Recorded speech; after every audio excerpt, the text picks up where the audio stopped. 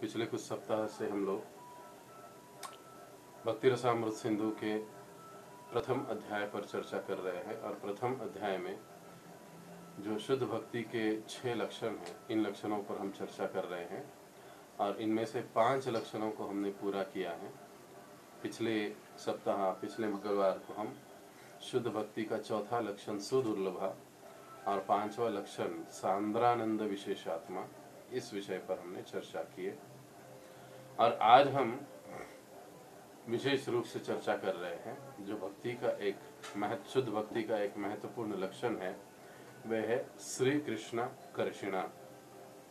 कि यह जो शुद्ध भक्ति है, यह शुद्ध भक्ति कृष्ण आकर्षिणा, भगवान श्री कृष्ण को भी आकर्षित कर लेती है। यह उसका विशेष गुण है। भगवान किसी भी अन्य चीज से आकर्षित नहीं होते हैं, लेकिन एकमात्र वस्तु या चीज यह ऐसी है शुद्ध भक्ति जिससे भगवान आकर्षित हो जाते हैं। तो पेज नंबर 17 भक्ति रसामृत सिंधु 17, पेज नंबर 17 और श्री कृष्ण कर्षिणा कौन पढ़ेगा? और पढ़ने के बाद हम लोग इसके ऊपर चर्चा करेंगे।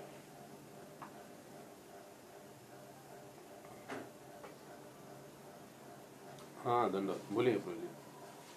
हाँ बस।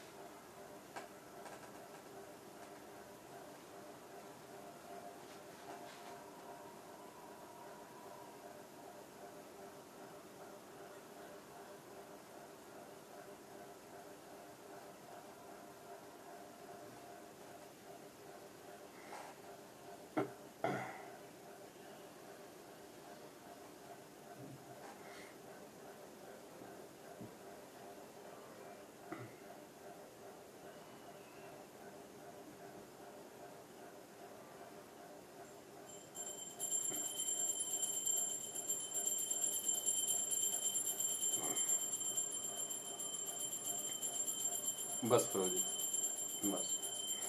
तो यहाँ पर भगवान श्री कृष्ण का जो गुण है उसके बारे में और भक्ति का जो गुण है उसके बारे में प्रभुपाद जी चर्चा कर रहे हैं कि रूप गोस्वामी ने कहा है कि भक्ति जो है वो भगवान श्री कृष्ण को भी आकर्षित करने वाली है। अब देखिए, कृष्ण शब्द का मतलब है सर्व आकर्षति इति कृष्ण, सबको आकर्षित करने वाले जो है वो है कृष्ण।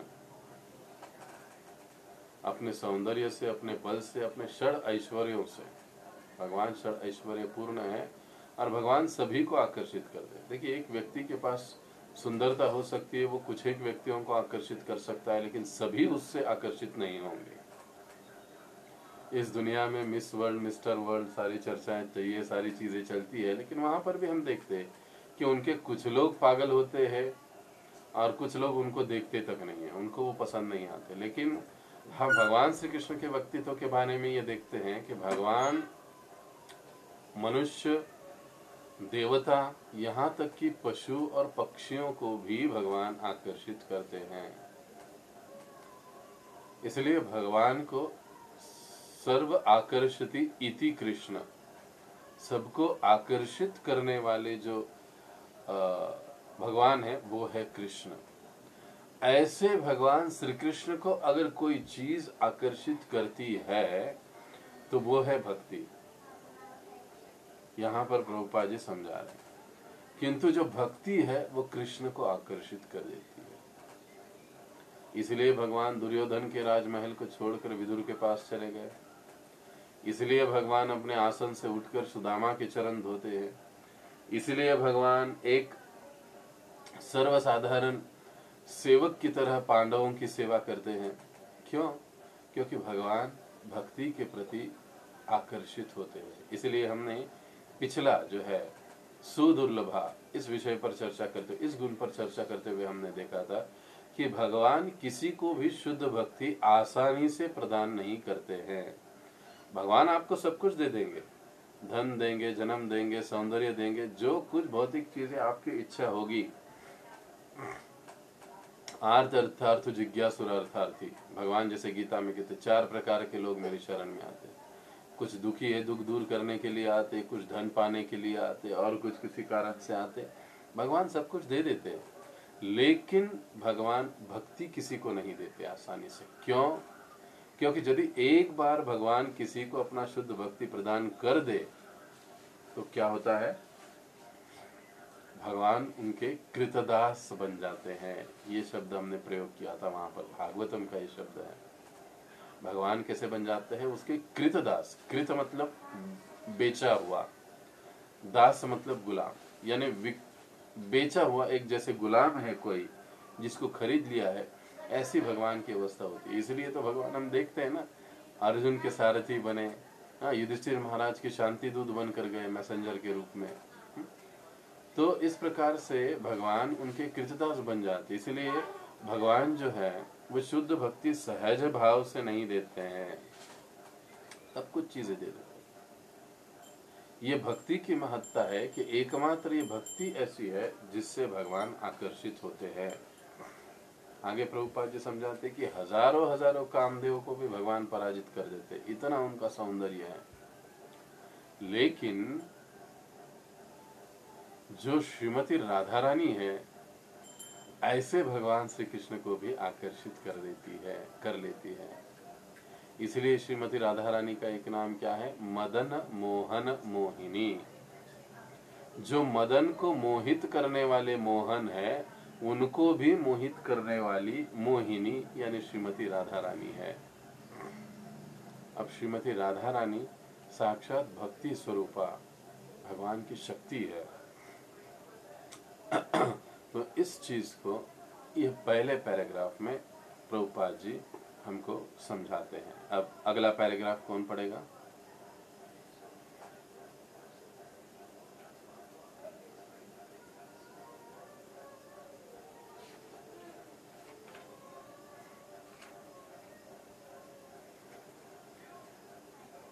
हाँ, वासा पढ़िए।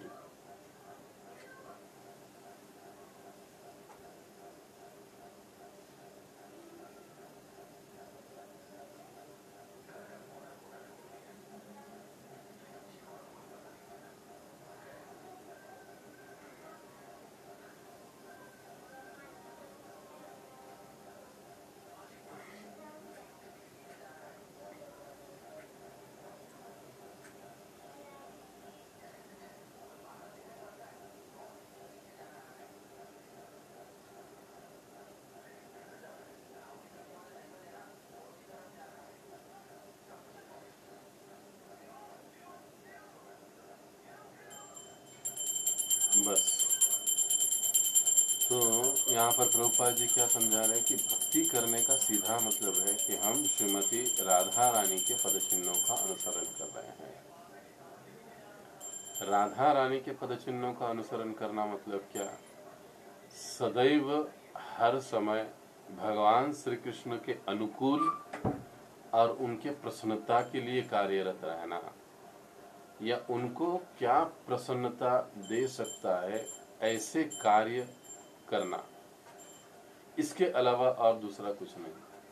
देखिए, एक बहुत सुंदर प्रसंग आता है कि जब उद्धव भगवान श्री कृष्ण को लेने के लिए क्षमा कीजिए, अक्रूर जी जब भगवान श्री कृष्ण को लेने के लिए आते हैं वृंदावन में, और सभी गोप बालकों को, गोपों को ये बात पता चलती है तो सभी बहुत आहत हो जाते, दुखी हो जाते, और कहने लगते कि नहीं नहीं, हम हमारे कान्हा को कैसे जाने देंगे, नहीं जाने देंगे। माता यशोदा तो मानो मूर्छित हो जाती है, नंद बाबा भी बहुत ही दुखी हो जाते हैं।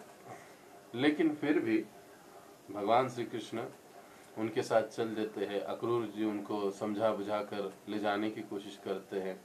सारा गोकुल भगवान के पीछे चलता है कि भगवान अब छोड़कर जा रहे हैं।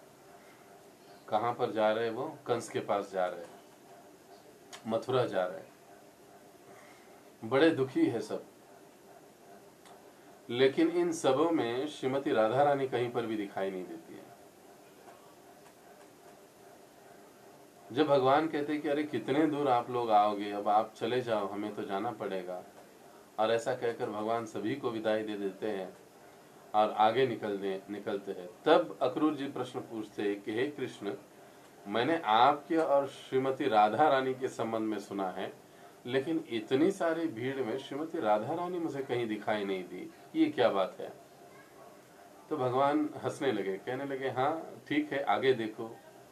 बहुत दूर आगे जाने के बाद अकेली श्रीमती राधा रानी हाथ में पूजा की थाली लेकर भगवान श्री कृष्ण के रथ के मार्ग में खड़ी रह जाती है, आ जाती है और उनका तिलक करती है, उनका अक्षोहन करती है और उन्हें अपनी यात्रा के लिए शुभकामना देती है। अब ये सब अक्रूर जी देख रहे हैं। तब अक्रूर जी की जिज्ञासा को शांत करने के लिए भगवान राधा रानी से प्रश्न पूछते हैं कि हे राधे, यहाँ पर सारा गोकुल वृंदावन दुखी है, मैं जा रहा हूँ, वो मेरे पीछे पीछे आ रहे, लेकिन मुझे ऐसे लगा था कि तुम मुझे जाने नहीं दोगी,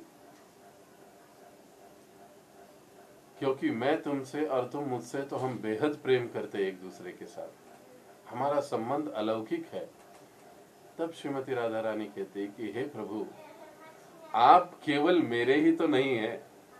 ये जो श्रीमती राधा रानी का जवाब है, ये वास्तविक श्रीमती राधा रानी का भाव है और उनका अनुसरण करना, इसका मतलब है इस भाव को समझना। श्रीमती राधा रानी कहती कि प्रभु, आप केवल मेरे तो नहीं है, आप इस समस्त जगत के हैं, और अगर आपको गोकुल छोड़कर नहीं जाना होता तो भला आप क्यों जाते? इसका मतलब आपकी भी इच्छा है कि आप हमें छोड़कर जाना चाहते हैं। तो जो आपकी इच्छा है, उस आंखों पर उस इच्छा को अपनी सराखों पर रखना, ये मेरा धर्म है, ये मेरा कर्तव्य है। इसलिए मैं आपको रोकूंगी नहीं, बल्कि आप पुनः कब आएंगे, इस प्रकार से मैं आपकी राह देखते रहूंगी यहीं पर। ये श्रीमती राधा रानी का भाव है। यह जो भाव है श्रीमती राधा रानी का, ये बड़ा ही महत्वपूर्ण है। और तब भगवान श्री कृष्ण बड़े प्रसन्न होते हैं और श्रीमती राधा रानी की विदाई लेकर आगे निकल पड़ते हैं। तो हम यहाँ पर जाते हुए भगवान कहते भी है कि हे राधा, हे राधे, मैं कभी आपसे विलग नहीं होऊंगा। जब कभी भी आप मुझे स्मरण करोगी, मैं आपके आसपास ही दिखाई दूंगा, आपके आसपास ही महसूस होऊंगा, भगवान कृष्ण कहते हैं। और हम लोग कई सारी विरह लीला में या विरह जो भी भाव है श्रीमती राधा रानी गोपियों का, उसमें हम लोग देखते हैं कि किस प्रकार से वो दिन रात भगवान का स्मरण करके वास्तविकता में वो भगवान के साथ ही रही।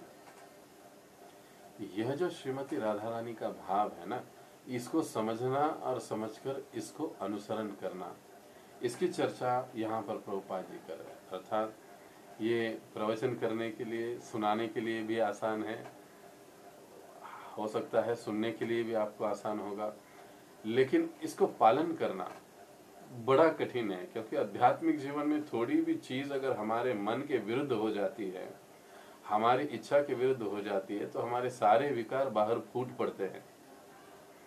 क्रोध निकल आता है, लोभ निकल आता है, द्वेष निकल आता है, निंदा करने की प्रवृत्ति निकल आती है, सब कुछ निकल आता है बाहर। थोड़ी सी चीज भी यदि प्रतिकूल में हमारे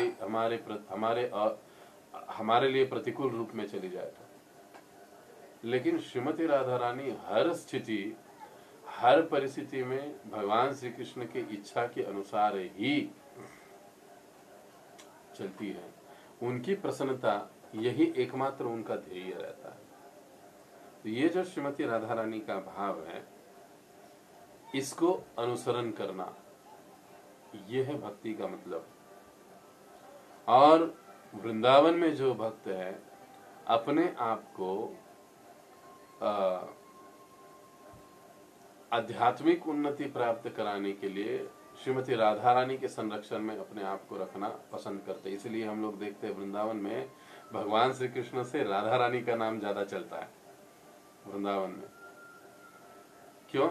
क्योंकि श्रीमती राधा रानी के संरक्षण में रहना ये सबसे महान और उत्तम बात है। इसलिए गीता में भी भगवान कहते हैं, दैवी हेषा गुणमयी मम माया दुरत्तया, क्षमा कीजिए, महात्मा नस्तु मां पार्थम दैवीं प्रकृतिम आश्रितम। कि जो महात्मा गण है निरंतर मेरे भजन कीर्तन में लगे हुए हैं, वो दैवी प्रकृति में आश्रितम, वो दैवी प्रकृति के आश्रित रहते हैं। और इसलिए वो हर परिस्थिति, हर समस्या, हर कष्ट, हर दुख से संरक्षित रहते हैं। इसका मतलब ये नहीं कि उसके जीवन में, उनके जीवन में कभी दुख आता ही नहीं है, वो ऐशो आराम में जीते, नहीं। दुख तो उनके जीवन में आएंगे, लेकिन वो दुख, वो क्लेश, वो कष्ट, वो दुख, वो त्रास उनको प्रभावित नहीं करेगा। एक अलग ही उस आश्रय का कवच उस भक्त के इर्द गिर्द रहेगा। भले ही पूरी दुनिया में आग लगी है, लेकिन वो भक्त आह्लाददायक वातावरण को महसूस करेगा। इसलिए जब हम नरसिंह आरती बोलते हैं तब हम क्या कहते हैं? नरसिंह देव को प्रहलाद आह्लाददायी ने, प्रहलाद को आह्लाद देने वाले। कितना उनको तकलीफ दिया गया, सांपों के मुंह में डाला, ऊपर से नीचे फेंका, हाँ, जलते तेल में डाला, अग्नि में डाला, पूरे उनके इर्द गिर्द मानो जैसे आग लगी हुई थी, लेकिन फिर भी वो भक्ति के आनंद को, भक्ति के आह्लाददायी वातावरण को पूर्णतया अनुभव कर रहे थे, इसीलिए वो पूर्णतया शांत थे।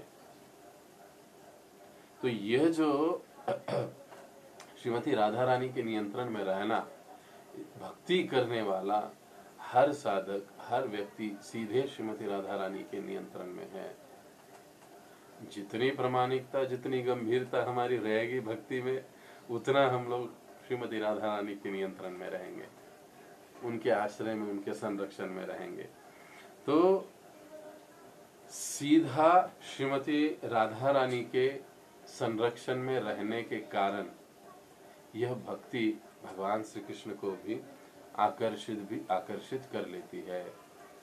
भगवान श्री कृष्ण को भी यह भक्ति आकर्षित कर देती है। तो अब तीसरा पैराग्राफ आगे कौन पढ़ेगा? दंडोत प्रणाम, हाँ पढ़िए माता।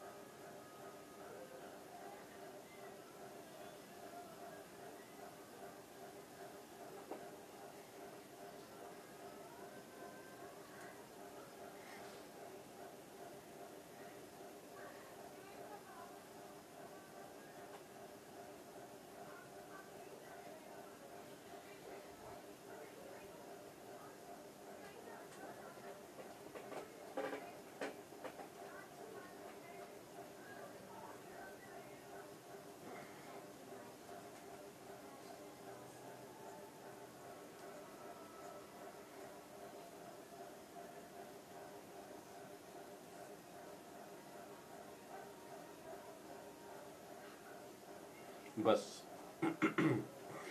तो यहाँ पर रूप गोस्वामी पाद अब हमें भक्ति और भक्तों की महत्ता समझाने का प्रयास कर रहे हैं। लेकिन संक्षेप में, जैसे मैंने पिछली बार आपसे कहा था कि यहाँ पर जिस प्रकार से श्रीमती राधा रानी का जिक्र हुआ है, तो उनके संबंध में कुछ बातें समझना आवश्यक है। हम भक्त कई बार पढ़ते हैं, सुनते हैं कि भगवान श्री कृष्ण की शक्तियां, और भगवान कृष्ण की शक्तियां 3 प्रकार की शक्तियां कही जाती है। एक है बहिरंगा शक्ति, दूसरा है तटस्था शक्ति, और तीसरा है अंतरंगा शक्ति। ये सीक्वेंस भी यही है, बहिरंगा, तटस्था, अंतरंगा।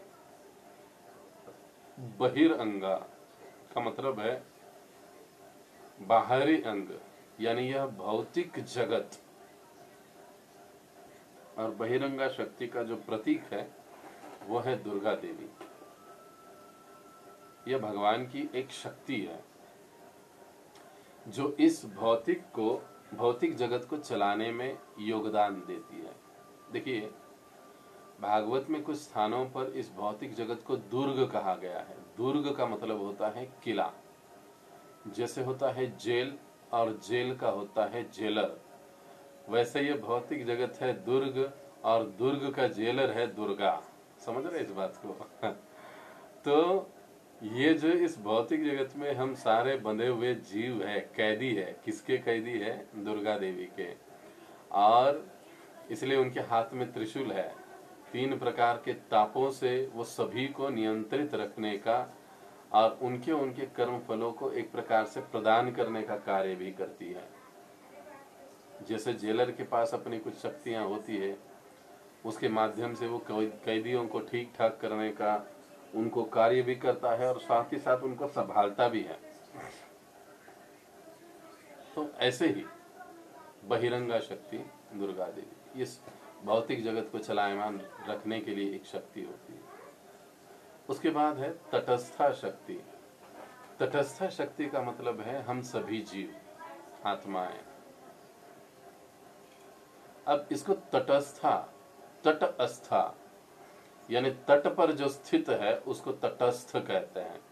इधर भी नहीं उधर भी नहीं, तट पर स्थित है। इसका मतलब क्या हुआ? इधर भी नहीं उधर भी नहीं का मतलब कि वो चाहे तो इधर भी जा सकता है, चाहे तो वो उधर भी जा सकता है। दोनों चीजों के बीचों बीच तट पर वो खड़ा है। ऐसी जीव की अवस्था होती है। मान लीजिए ना, आज का मीटिंग है, आज का सत्संग है, कई लोगों को बुलावा गया है। अब हम सभी जीव तटस्थ जीव हैं, तटस्थ है, हम लोग तटस्थ शक्ति है। तो एक जगह पर है कि सत्संग में जाना है और दूसरी जगह पर है फिल्म पिक्चर देखना है, टीवी पर बढ़िया मूवी आई है। अब कहां पर जाना है वो उस जीव का अधिकार है। तो चाहे तो सत्संग में जुड़ सकता है, चाहे तो वो घर में बैठकर मूवी देखेगा। यहां पर भी जा सकता है, वहां पर भी जा सकता है। ये अधिकार उसके पास होने के कारण जीवों को तटस्थ शक्ति कहा गया है। जब वो बहिरंगा शक्ति के और आकर्षित हो जाता है और वहां पर जाने का चयन करता है तो वो दुख और क्लेशों से पीड़ित हो जाता है।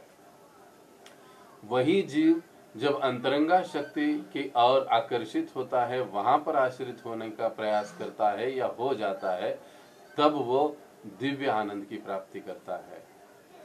ये अंतर है।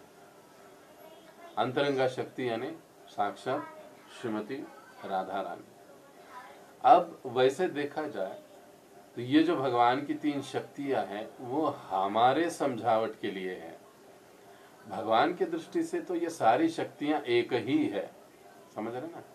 प्रभुपाद जी उदाहरण देते हैं, जैसे कोई इलेक्ट्रिशियन होता है। इलेक्ट्रिशियन के लिए बिजली होती है। अब वही बिजली अगर फ्रिज में चलती है तो चीजों को ठंडी कर देती है। वही बिजली एनर्जी जब ओवन में चलती है तो चीजों को गर्म कर देती है। तो हम उस समय ये नहीं कहते हैं कि अरे ये गर्म बिजली है, ये ठंडा बिजली है। नहीं, बिजली तो बिजली है। इस बात को वह इंजीनियर या वह जो इलेक्ट्रिशियन वो अच्छी तरह से जानता है, बस उसका उपयोग अलग अलग रूप से हो रहा है। ठीक वैसे ही भगवान की शक्ति तो एक ही है, लेकिन हमारे समझावट के लिए ये इस प्रकार से इसका वर्गीकरण कहिए, बाइफर्गेशन करिए, शास्त्र हमको करके समझाते। बहिरंगा शक्ति के द्वारा भगवान इस समस्त ब्रह्मांड समस्त भौतिक जगत की उत्पत्ति कराते हैं, उसको चलायमान रखते हैं। चलायमान रखने के लिए, हलचल चलाने के लिए तटस्थ शक्ति यानी जीव, उनको भी उत्पन्न कराते हैं भगवान ही अपने दृष्टिक्षेप से। और फिर तीसरी जो शक्ति है अंतरंगा शक्ति। अब देखिए, अंतरंगा शक्ति के अंतर्गत 3 भाग आते हैं। अब ये अंतरंगा शक्ति यानी आध्यात्मिक शक्ति साक्षात ये श्रीमती राधा रानी कही जाती है, अंतरंगा शक्ति यानी। लेकिन इस अंतरंगा शक्ति में भी 3 प्रकार कहिए होते हैं। उसमें से पहले को कहा जाता है संवित शक्ति। अब ये संवित शक्ति क्या है? ये ऐसी शक्ति है जिसके माध्यम से भगवान श्री कृष्ण स्वयं को जानते हैं और सब कुछ जानते हैं। देखिए, ये संवित शक्ति यानी ऐसी शक्ति होती है जिसके वजह से, जिसके कारण, क्षमा कीजिए, कारण नहीं कह सकते, वजह नहीं कह सकते, जिसके माध्यम से भगवान स्वयं को भी जान जाते हैं और भगवान सब कुछ जानते। से भगवान को हम सर्वज्ञ कहते हैं ना, तो भगवान में ये सर्वज्ञता का गुण कैसे है? क्योंकि यह शक्ति, संवित शक्ति भगवान के पास है। इस संवित शक्ति के कारण भगवान स्वयं को भी समझ जाते हैं, जानते हैं और समस्त चीजों को भी जानते हैं। कौन कहाँ है, क्या कर रहा है, कैसे कर रहा है, कौन क्या करेगा, क्या नहीं करेगा, आदि आदि सारी चीजें। और इसी शक्ति के कारण हम जो तटस्थ शक्ति रूपी जीव है वो भगवान को जान सकते। अगर ये शक्ति न होती तो हम भगवान को जान नहीं सकते थे। ये अंतरंगा शक्ति के अंतर्गत ये संवित शक्ति भगवान का कार्य करती है। इस शक्ति का कार्य होता है कि भगवान को समस्त चीजों से अवगत कराना और स्वयं से भी अवगत कराना, और साथ ही साथ जो जीव भगवान को प्राप्त करने के साधन में लगे हुए हैं उनको भी भगवान को जानने में मदद करना, ये संवित शक्ति का कार्य है। तो ये पहली अंतरंगा शक्ति के अंतर्गत, देखिए कोई कंफ्यूजन नहीं है, कोई प्रश्न है इसमें तो आप पूछ सकते हैं कि प्रभु जी ये क्या है, कैसे है।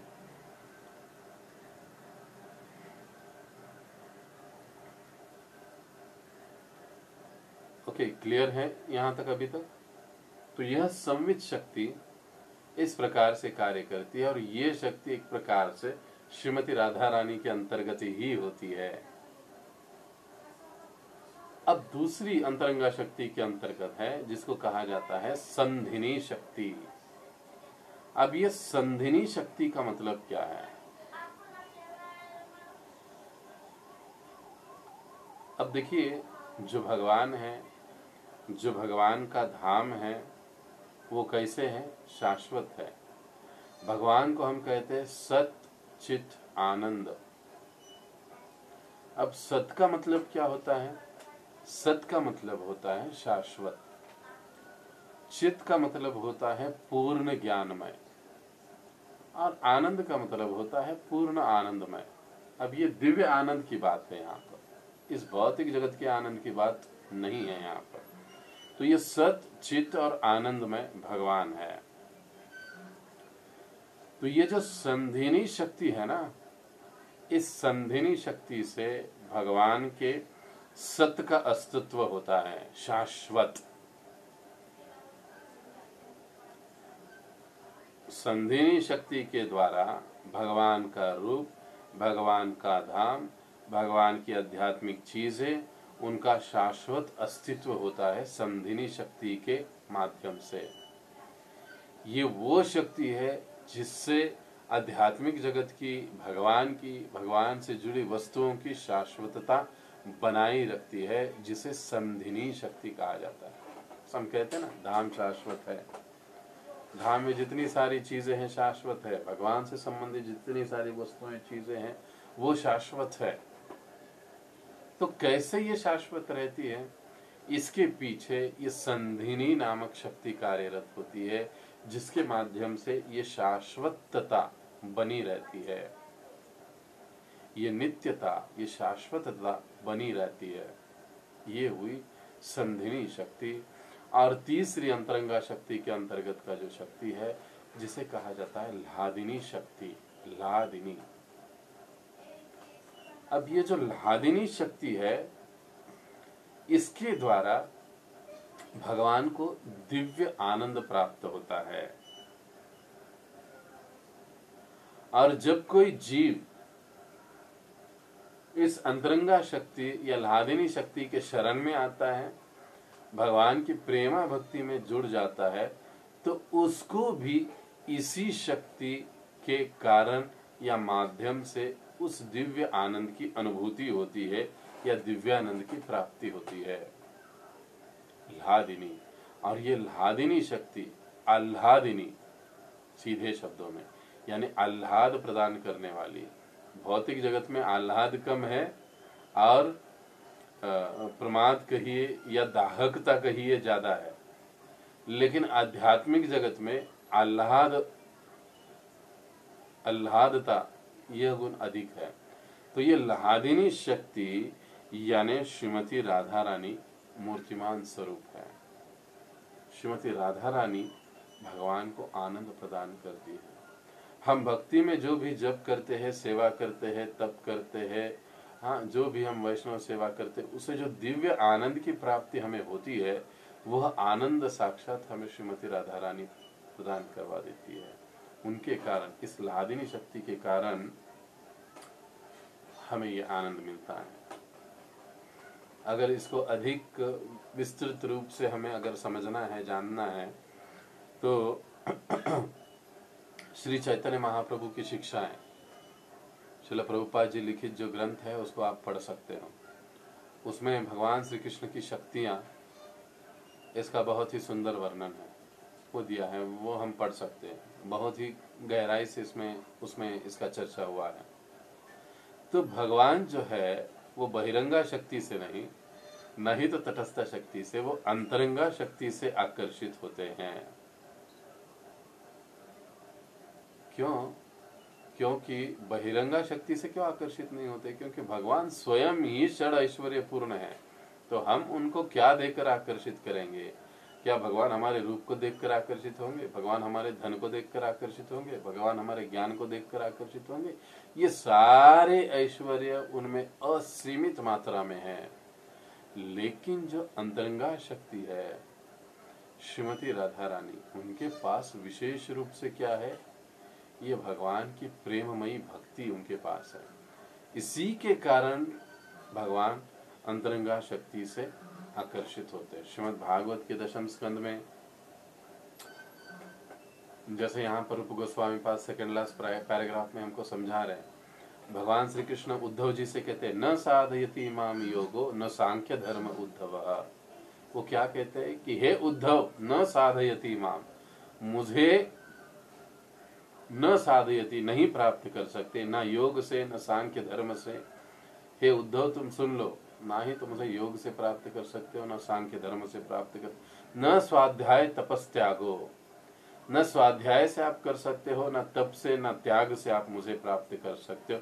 यथा भक्ति ममोर्चिता, लेकिन यथा अगर कोई भक्ति से मेरी अर्चना करता है तो फिर मैं उसे प्राप्त हो जाता हूँ। मम अर्चित, यथा भक्ति मम अर्चित, प्रेम के साथ, प्रेम भाव के साथ जब कोई मेरी अर्चना में लग जाता है तो मैं उसे प्राप्त होता हूँ। तो भक्त की भावना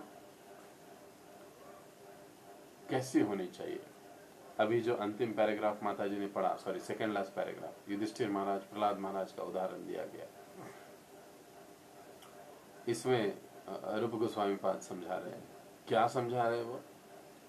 कि युधिष्ठिर महाराज कहते हैं कि प्रहलाद महाराज वास्तविकता में सबसे ज्यादा भाग्यशाली और श्रेष्ठ भक्त थे। तभी हस्तक्षेप करते हुए नारद मुनि समझाते कि हे राजन, ऐसे नहीं है। आज इस भौतिक जगत में अगर सबसे अधिक भाग्यशाली कोई है तो आप 5 पांडव हो, क्योंकि भगवान आपके कृतदास बन चुके हैं। देखिए, जैसे पहले ही हमने कहा ना, भगवान ने पांडवों के लिए क्या नहीं किया। हर प्रकार की भूमिका भगवान ने अर्जित कर ली, संपन्न कर दी। चाहे मैसेंजर हो, चाहे ड्राइवर हो, चाहे बर्तन साफ करने वाला हो, चाहे स्वागत करने वाला हो, हर कार्य पांडवों के लिए भगवान ने कर लिया। हर वो कार्य जो भौतिक जगत में गौण समझा जाता है, वो सारे कार्य भगवान श्री कृष्ण ने पांडवों के लिए किए हैं। तो इसलिए नारद मुनि कहते कि हे राजन, सबसे भाग्यशाली तो आप लोग हैं, क्योंकि भगवान तो आपके कृतदास बन चुके हैं।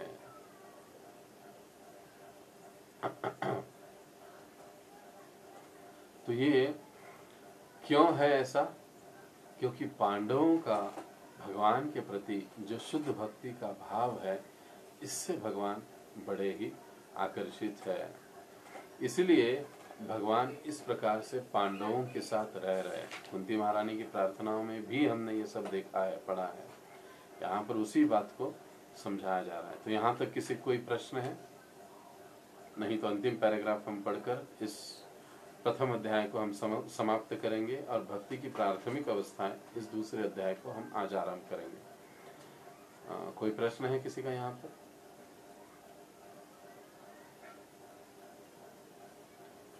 अगर नहीं तो अंतिम पैराग्राफ पढ़िए और फिर हम आगे जाएंगे।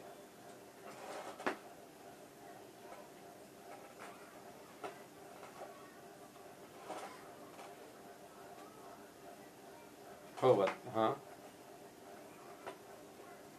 यस, हाँ ठीक है, पढ़ने दीजिए।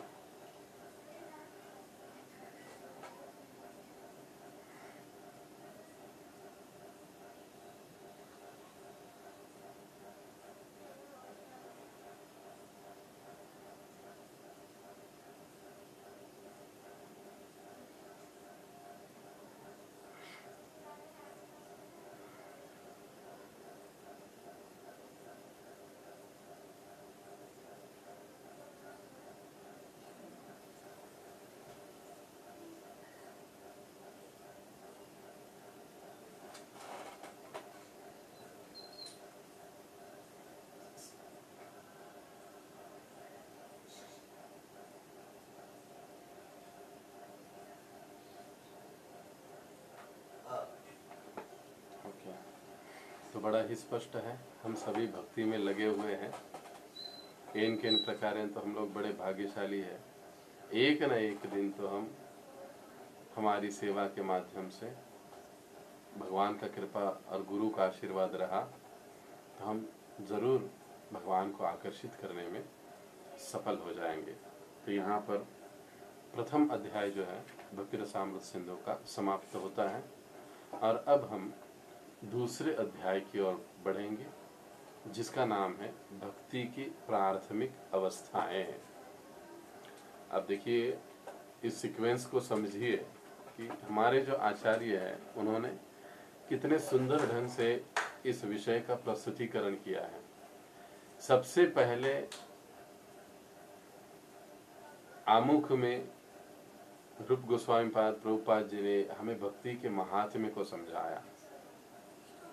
उसके बाद महात्म्य को समझाने के बाद कि एक्चुअल में भक्ति कैसी होती है, क्या लक्षण क्या गुण है भक्ति के, कैसे समझा जाए कि ये हाँ यही भक्ति है, शुद्ध भक्ति है। इसलिए उन्होंने उसके लक्षण गिनाए। नहीं तो कोई भी आजकल हम लोग देखते ना, प्राय हम लोग महाराष्ट्र में प्रचार करते तो लोग कहते हैं हाँ बाबा आम्ही आमची भोळी भक्ति करतो, हमारा भोला क्या कहते हैं, हमारा सीधा सरल भक्ति भाव है, हम लोग इतना सब कुछ ज्यादा नहीं करते हैं। लेकिन क्या वो भक्ति है? किसको भक्ति कहना चाहिए, उसके लक्षण क्या है शुद्ध भक्ति के, ये हमें उन्होंने बताया है। क्योंकि हम लोग कहीं फंसे नहीं ढोंगियों के द्वारा, किसी गलत व्यक्तियों के द्वारा जो हमको कहेंगे कि हाँ यही भक्ति है, ले लो आप, कर लो आप, ऐसा करना ही भक्ति है। नहीं, देखिए जो प्रमाणिक और प्रमाणित गुरु शिष्य परंपरा में जो आचार्य गण होते हैं, उनका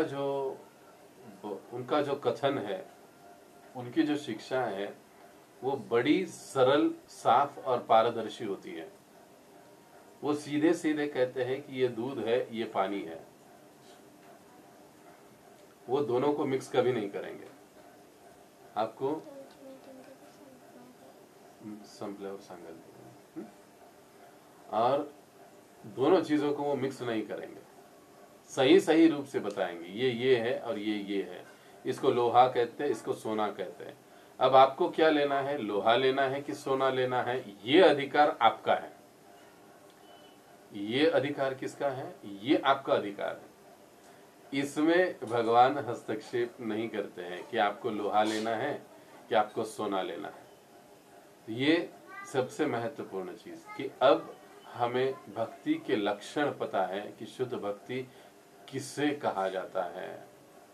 और अब हम लोग जो चर्चा कर रहे हैं कि भक्ति की प्राथमिक अवस्थाएं क्या है,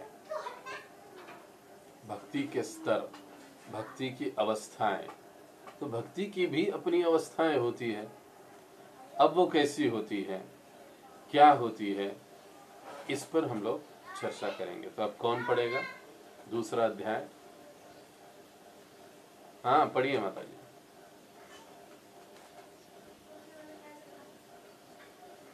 no no no no no no no, Hari बोल। अध्याय 2, भक्ति की प्राथमिक अवस्थाएं। जी बिल्कुल बिल्कुल, लेकिन जब आप पढ़ रहे हो तो आपको ये पढ़ना चाहिए। ओके, हाँ, नो इट्स ओके, हाँ।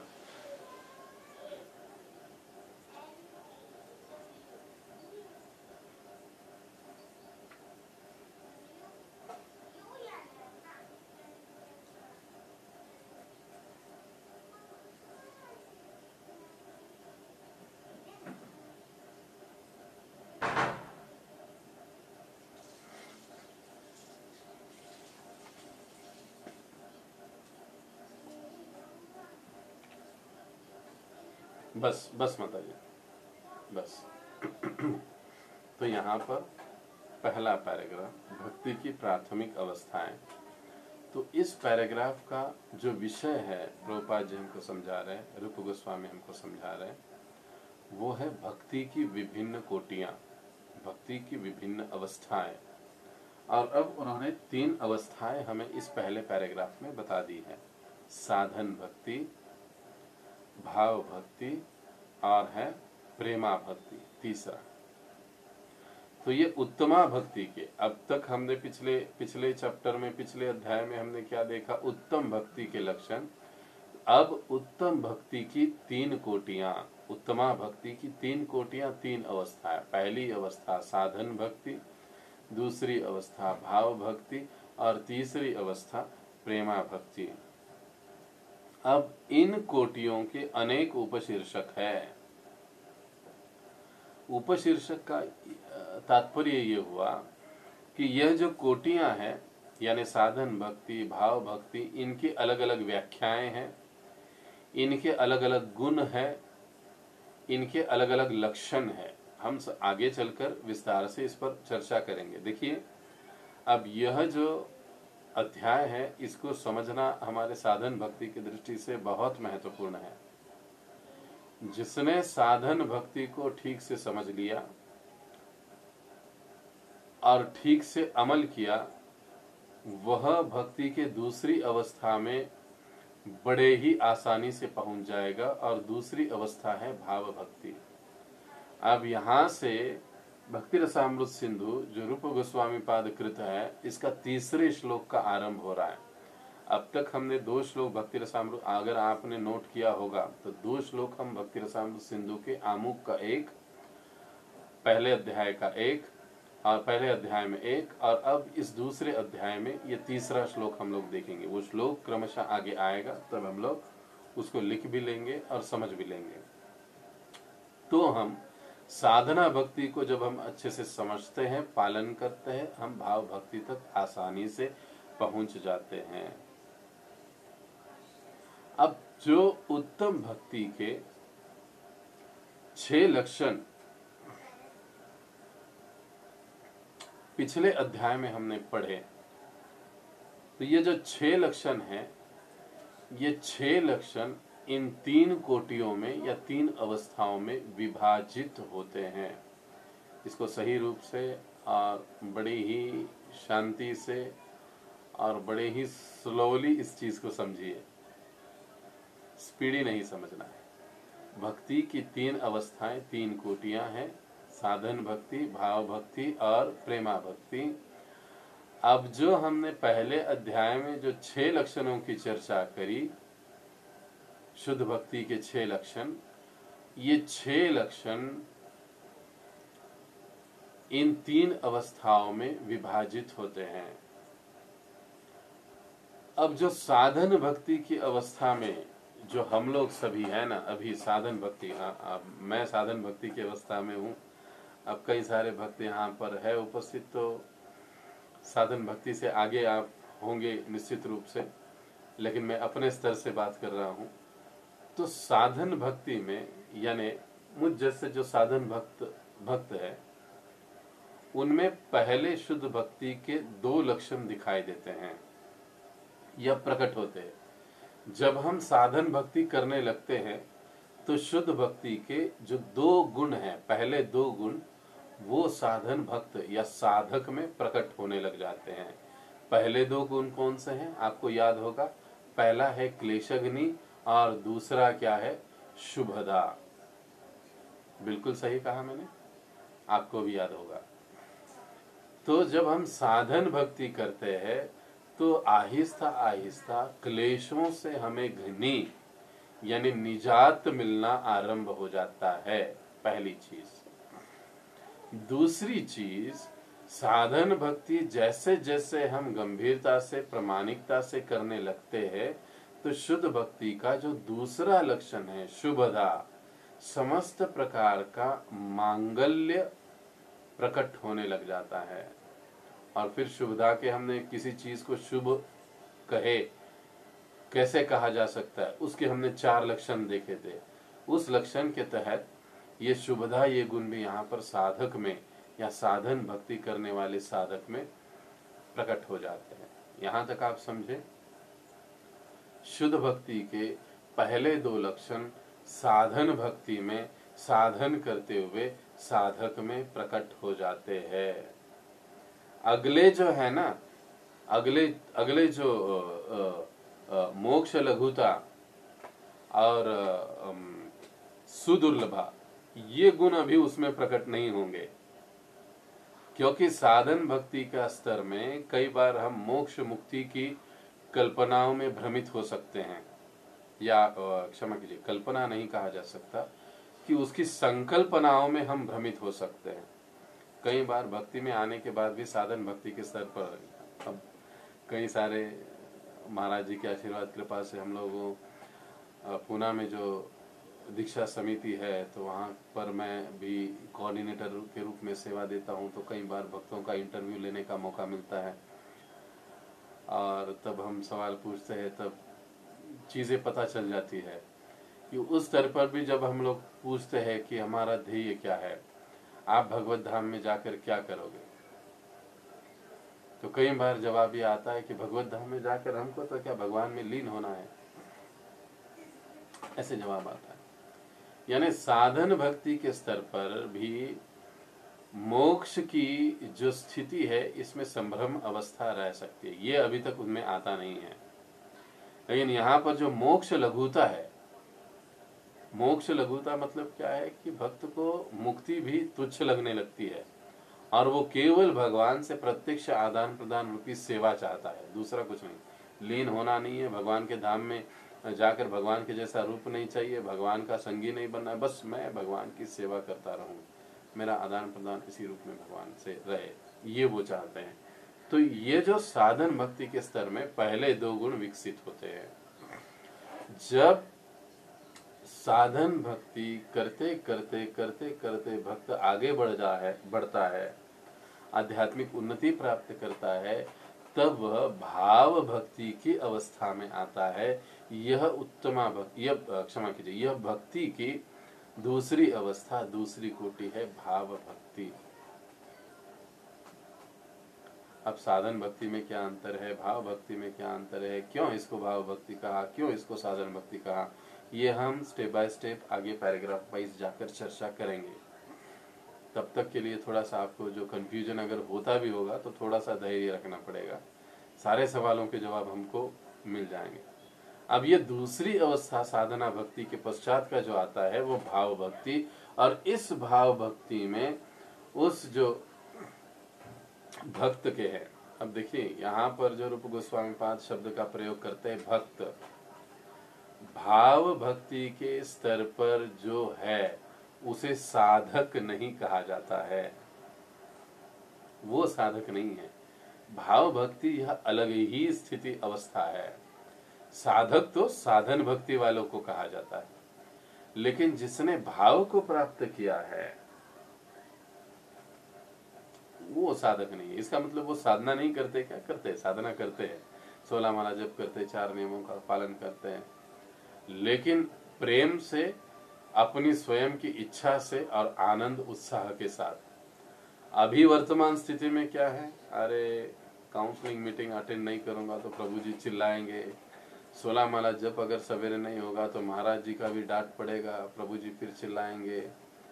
ऐसे भावना से साधन भक्ति के स्तर में हम लोग साधन करते रहते हैं, लेकिन भाव भक्ति में ऐसे नहीं होता है। भाव भक्ति में उसे अलार्म की जरूरत नहीं, भाव भक्ति में उसे किसी काउंसलर की जरूरत नहीं। जरूरत नहीं मतलब उसको कहें वो स्वयं से ही चल पड़ता है, कार्य करेगा, स्वयं से ही सेवा में जुड़ जाएगा। तो भाव भक्ति के स्तर पर आने के पश्चात उसमें शुद्ध भक्ति के अगले 2 लक्षण यानी मोक्ष लघुता कृत और सुदुर्लभा, यह 2 गुण प्रकट हो जाते हैं। और साथ ही साथ पहले जो 2 गुण है ना, कौन से? क्लेशग्नि और शुभदा, ये 2 गुण भी होते हैं वहां पर शुद्ध भाव में। इसलिए कहा गया है, प्रभुपाद जी ने बताया कि साधन भक्ति में 2 भिन्न भिन्न गुण होते हैं, भाव भक्ति में 4। अब भाव भक्ति में 4 गुण कैसे होते हैं? साधन भक्ति के 2 प्लस भाव के 2 इज इक्वल टू 4 गुण। ये चारों गुण भाव भक्ति के स्तर पर या अवस्था में प्रकट हो जाते हैं उस भक्त में। क्लेशग्नि, उसके क्लेश चले जाते हैं। सुविधा, समस्त प्रकार का मांगल्य उसके जीवन में प्रकट होता है। मोक्ष उसके लिए तुच्छ बन जाता है। और सुदुर्लभा यानी अत्यंत दुर्लभ ऐसी स्थिति को या ऐसी चीज को या भक्ति को वो प्राप्त कर पाता है, कर लेता है। ये चारों गुण उसमें आते हैं। और प्रेमा भक्ति में 6 गुण। अब जैसे भाव भक्ति में चलते वो भाव जब गाढ़ा हो जाता है, देखिए ये भाव का स्तर, ये भाव जब गाढ़ा हो जाता है तभी यह प्रेम में परिवर्तित होता है। भक्ति की तीसरी सर्वोच्च अवस्था प्रेमा भक्ति, उसमें परिवर्तित हो जाता है। इसलिए जो 5वां है सांद्रानंद विशेषात्मा। सांद्र का मतलब गाढ़ा, आनंद का मतलब आनंद। जहां पर गाढ़ा घना आनंद भक्ति का प्राप्त होता है, सांद्रानंद विशेषात्मा और कृष्णाकर्षणी, इस स्तर पर भक्त भगवान श्री कृष्ण को सहज ही आकर्षित कर लेता है। साधन भक्त भगवान को आकर्षित नहीं कर सकता या भगवान उससे आकर्षित नहीं होते, इस बात को समझ लीजिए। इसलिए कई स्थानों पर प्रभुपाद जी कहते हैं कि हमको साधन भक्ति के स्तर से जितना जल्दी हो सके उतना उठकर हमें भाव स्तर तक पहुंचने का प्रयास तीव्रता से करना चाहिए। लेकिन गड़बड़ क्या हो जाती है, हम लोग 16 माला और 4 नियम में ही अटक जाते हैं। 4 सवेरे, 4 दोपहर में, 4 रात में, ऐसा करके हमारा गाड़ी जीवन भर चलते रहता है। इसलिए वो भाव स्तर का जो दिव्य अनुभूति हम प्राप्ति नहीं कर पाते, बोर हो जाते हैं। क्योंकि हमें चाहिए जो भी हमारा साधना का समय है, नियम पालन की जो भी हमारा भाव है, वैष्णव का संग, गुरु सेवा, ये जो सारी चीजें हैं, उसको जितने अच्छे से इस साधन भक्ति के स्तर पर हम करेंगे ना, उतने ही जल्दी हम लोग भाव भक्ति के स्तर पर पहुंच जाएंगे। ये बहुत महत्वपूर्ण चीज है।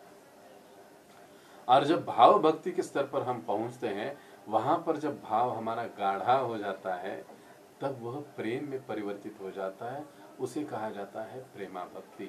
और प्रेमा भक्ति में शुद्ध भक्ति की 6 के 6 लक्षण, सारे 6 लक्षण दिखाई देते हैं या प्रकट हो जाते हैं।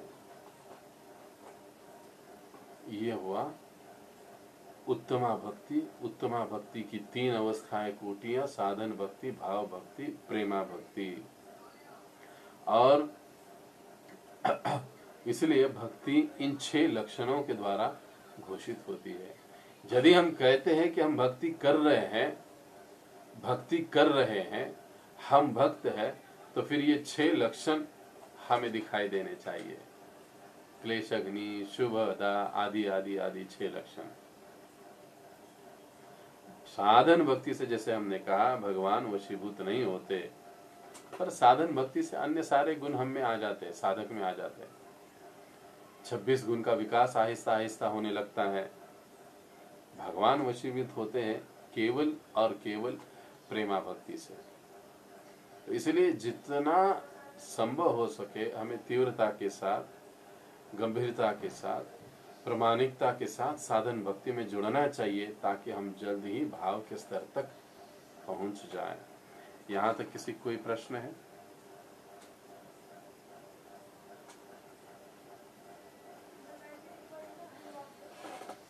ओके, तो हम अगला पैराग्राफ पढ़ेंगे। लगभग अगले पैराग्राफ का स्पष्टीकरण भी हमने कर दिया है। अब हम पढ़कर सीधा आगे जाएंगे। कौन पढ़ेगा?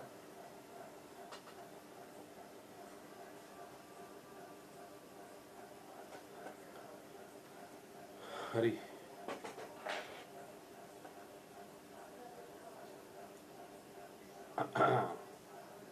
हाँ बोलिए।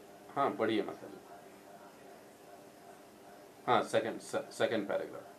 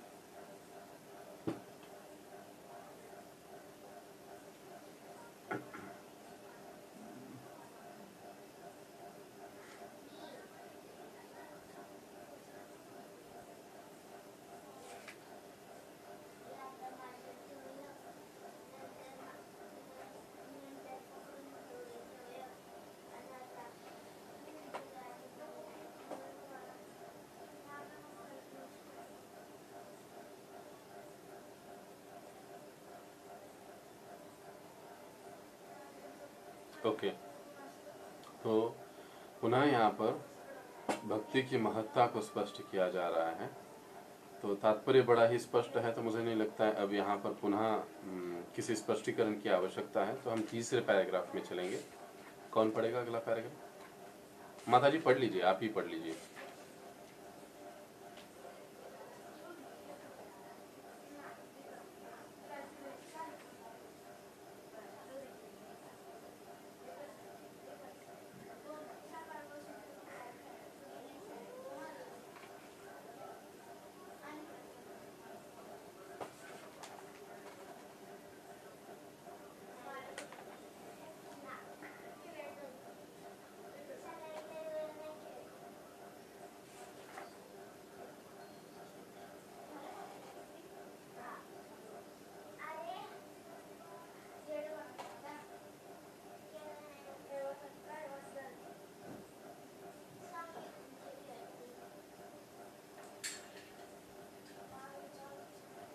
बस माता जी।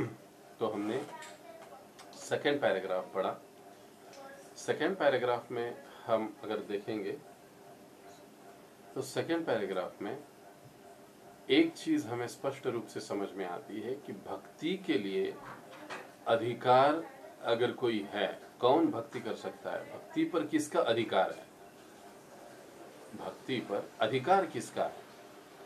तो जिसे भक्ति में रुचि है उसी का भक्ति पर अधिकार है। समझ रहे आप इस बात को?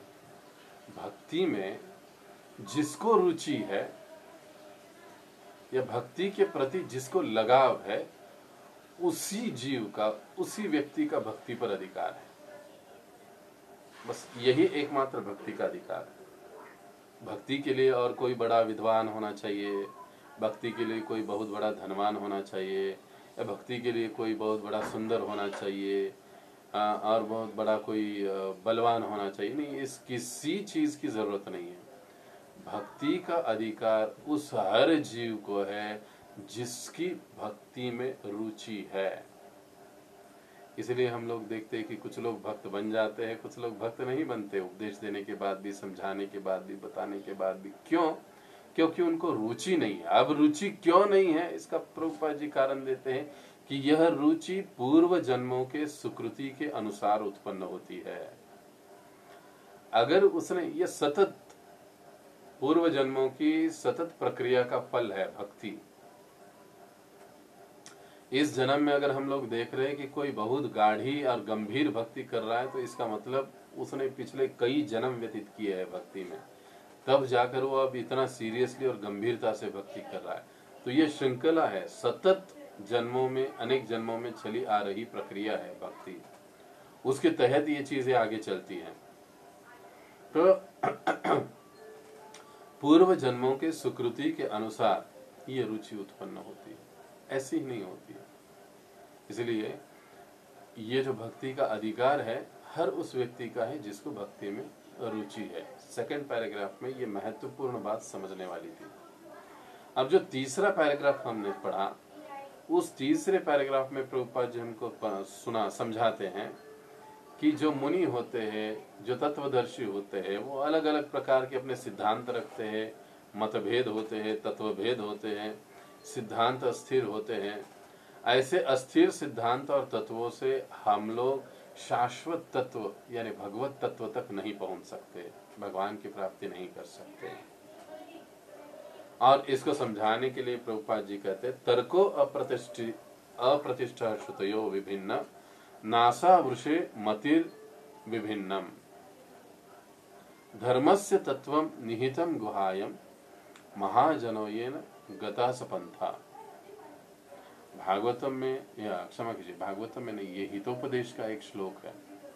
तर्को अप्रतिष्ठा श्रुतयो, कि हमें तार्किकों के पथ पर नहीं चलना चाहिए, क्योंकि उनके तर्क बड़े ही भिन्न भिन्न होते हैं। एक का एक तर्क रहेगा, दूसरे का दूसरा तर्क रहेगा।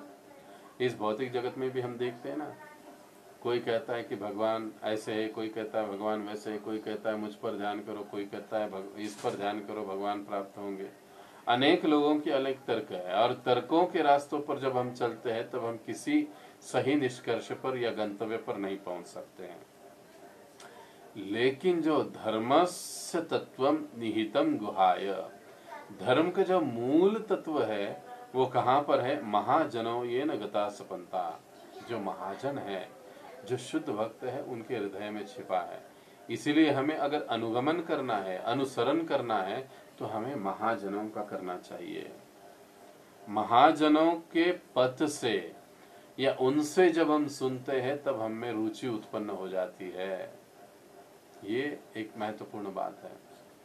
अभक्तों से सुनकर भक्ति में कभी रुचि उत्पन्न नहीं हो सकती, या जो ठीक से स्वयं ही पालन नहीं करते उनसे सुनने से हमें पालन नहीं हो, रुचि उत्पन्न नहीं होगी। इसीलिए हम लोग देखते हैं ना, लाखों लोगों का भागवत कथा होता है, एक एक भागवत कथा में लाखों लोग बैठे होते हैं, लेकिन कथा सुनने के बाद जीवन में किसी प्रकार का कोई परिवर्तन नहीं होता है। घर में आकर वही मांस, मच्छी, मटन, मदिरा आदि सारी चीजें, द्वेष, राग, लोभ, ये चलते रहता है। झूठ, भ्रष्टाचार आदि सारी चीजें चलती रहती है। अब दिखाने के लिए धार्मिकता दिखती है, दिखाई देती है, लेकिन जीवन में परिवर्तन नहीं। क्यों? क्योंकि जब हम महाजनों के पथ को स्वीकार नहीं करते या महाजन से नहीं सुनते हैं, महाजन का मतलब जो शुद्ध भक्त है, जो भगवान के वास्तविक सच्चे भक्त हैं, तब तक परिवर्तन नहीं होगा। इसलिए यहाँ पर ये इस प्रकार से कहा गया है कि हमें महाजनों का अनुसरण या अनुगमन करना चाहिए। अब देखिए, हम लोग यहाँ पर रुकेंगे। अब यहाँ से आगे साधन भक्ति, भाव भक्ति और प्रेमा भक्ति की व्याख्याओं की आरंभ हो रही है। तो यहाँ से भक्ति रसामृत सिंधु का तीसरा श्लोक आरंभ होता है। उसको चाहे तो आप लोग लिख सकते हैं। हम लोग गाएंगे इसको तो भी चलेगा। कृति साध्यात् भवेत् साध्य, कृति साध्या भवेत् साध्य, भावा सा साधनाभिदा। क्या कहा गया है? कृति साध्या भवेत साध्य, कृति साध्या भवेत साध्य, भावा सा साधनाभिदा। भिधा सा साधनाभिदा, भावा सा साधना भिदा। कृति साध्या भवेत् साध्या, भावा सा साधनाभिदा। नित्य सिद्धस्य भावस्य, क्या कहा गया है सेकंड लाइन में? नित्य सिद्धस्य भावस्य, नित्य सिद्धस्य भावस्य, प्राकट्यम रुधि साध्यतः, प्राकट्यम रुधि साध्यतः। ये तीसरा श्लोक है इस अध्याय के लिए। अब पूरा अध्याय हम इसी चीज को, इसी श्लोक को समझने में व्यतीत करेंगे और इसी को हम समझेंगे। ये अध्याय का ये तीसरा श्लोक है। कृति साध्या भवेत् साध्य, भावा सा साधनाभिदा, नित्य सिद्धस्य भावस्य, प्राकट्यम रुधि साध्यतः।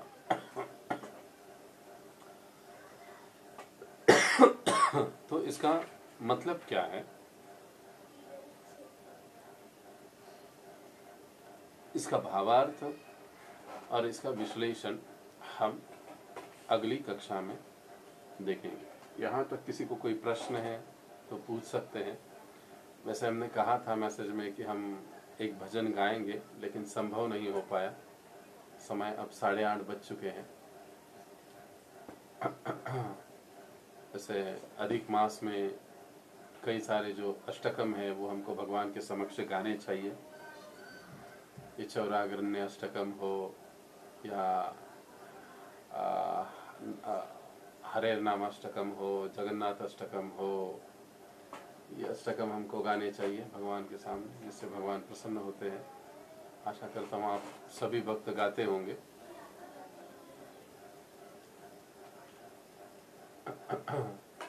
तो कोई प्रश्न है किसी का?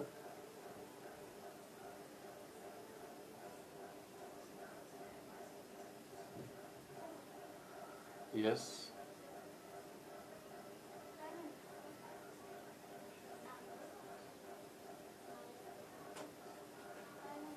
हम्म हम्म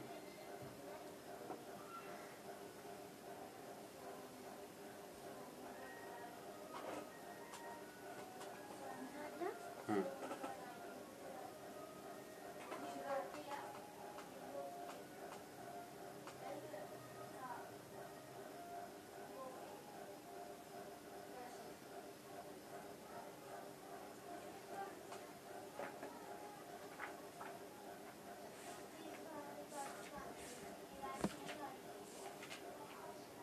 हम्म।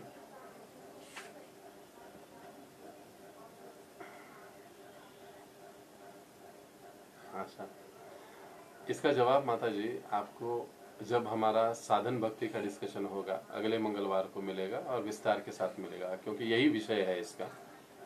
और उसके साथ हम लोग एक विशेष प्रश्न पर भी चर्चा करेंगे कि प्रारंभिक अवस्था में जब हम भक्ति में नए नए जुड़ते हैं तो जो आनंद हमें मिलता है, जो सुख हमें प्राप्त होता है, वो 10 साल के बाद क्यों नहीं होता है? ये सवाल प्लस आपका सवाल, ये सारी चीजें हमारे साधना भक्ति की प्रक्रिया से जुड़ी हुई है। तो मैं ये चाहूंगा कि इसका जवाब अगर हम अगली बार ही सुनेंगे और देखेंगे तो ये विषय के अनुसार होगा।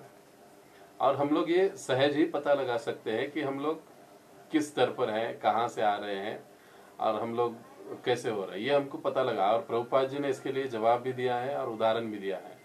आई थिंक मैंने कुछ 2-3 सप्ताह पहले इसका जवाब भी दिया था, लेकिन पुनः हम इस विषय के संदर्भ में उस उदाहरण का और विस्तार से चर्चा करेंगे। तो प्रार्थना है आपसे कि अगले मंगलवार तक थोड़ा धैर्य रखिए तो जवाब मिल जाएगा। ओके।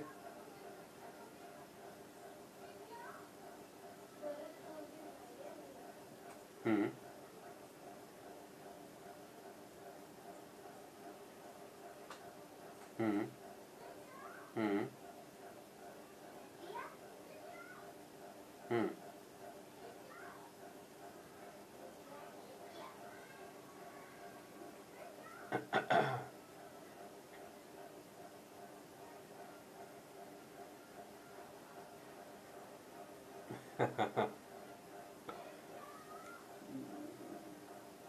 अब दो चीजें हैं।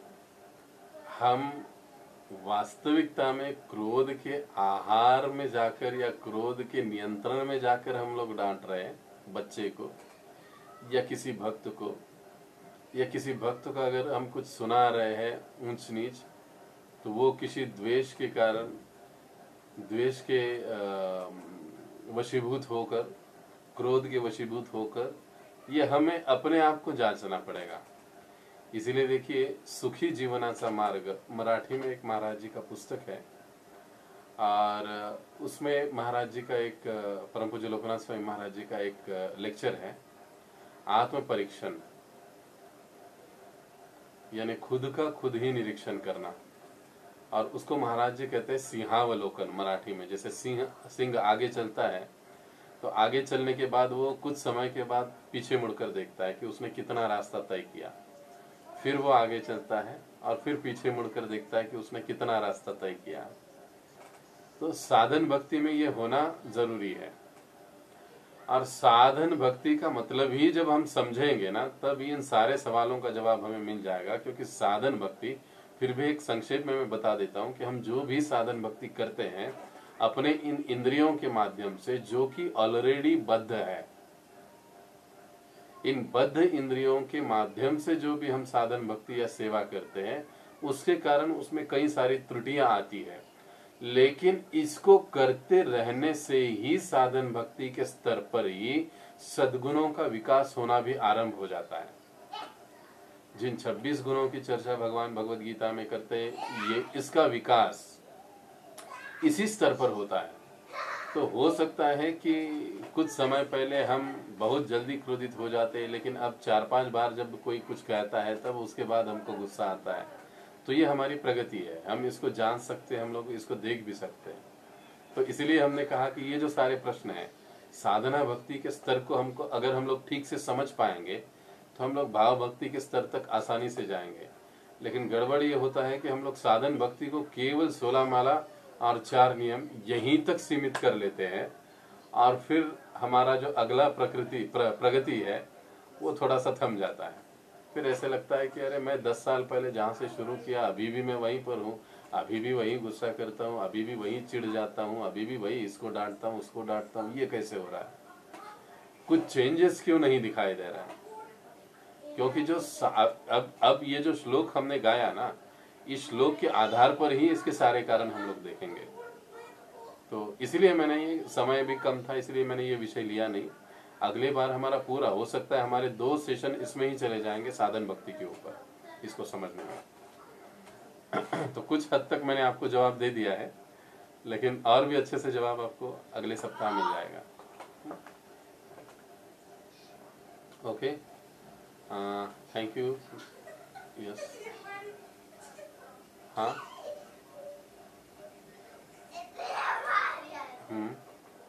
कौन बात कर रहा है माता जी? हाँ हाँ हाँ।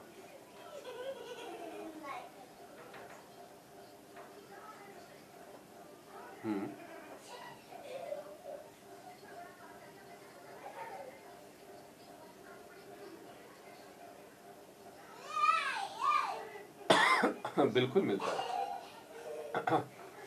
आप उस जीव के लिए कितनी तीव्रता से प्रेयर कर रहे हैं, उसको, उस प्रेयर का उसे जरूर फायदा मिलता है। भले मान लीजिए अब कोई नास्तिक व्यक्ति जिसने कभी जीवन भर कुछ किया ही नहीं आध्यात्मिक कार्य, लेकिन वो किसी भक्त का संबंधी है, रिलेटिव है, कोई पारिवारिक रिश्ता है, नाता है, तो ऐसे व्यक्ति के लिए जब हम प्रार्थना करते हैं तो वो प्रार्थना बिल्कुल उसके काम में आती है, और उस प्रार्थना के कारण उसे उसका डेस्टिनी या उसका जो अगला जो भी उसका जीवन का जो भी यात्रा है उसके लिए हेल्पफुल होता है। इसलिए प्रार्थना में बहुत शक्ति होती है। अगर कोई अभक्त भी है तो भी उसे उच्च प्रति का लाभ प्रार्थना से हो सकता है।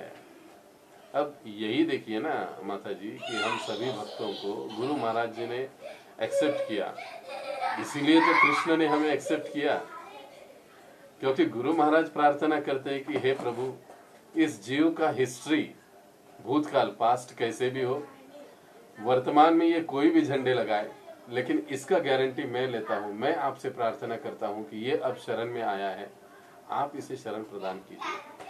यही प्रार्थना को तो भगवान सुनते हैं, और उस प्रार्थना को सुनकर फिर भगवान हमें भी मौका देते हैं, हमको भी स्वीकार लेते हैं।